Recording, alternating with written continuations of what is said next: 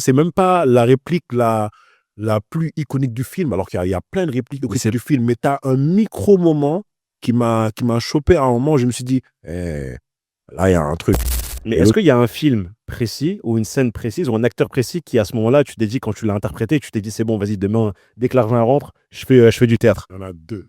Il y a celui qui m'a donné l'envie vraiment d'être acteur. C'est Al Pacino. Ok, ok. Et parce que bizarrement, même ta voix, elle a changé quand t'es. Ouais. C'est une réplique du. En plus, c'est une réplique. C'est une réplique du film Scarface. C'est même pas les répliques connues, tu vois. À un moment, tu as une scène dans le film où il se fait interroger au début. Ouais, exactement. Ouais. Et le flic lui dit What do you call yourself? Et il dit Antonio Montana. Et après, il regarde le flic et il lui dit And you, what do you call yourself? Et moi, je me dis attends, il vient de demander au flic comment il s'appelle. T'as le droit de faire ça? En vrai, c'est du génie. Tu vois, la façon dont il a dit, un peu provocateur, je me suis dit, c'est la première fois où je me suis dit, ah, j'aime bien comment il a dit ça.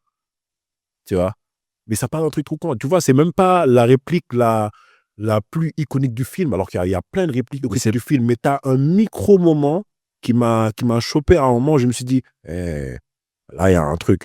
Et l'autre scène sur laquelle je me faisais plaisir, c'est Denzel dans Training Day, quand il fait King Kong et got shit on me, tu vois.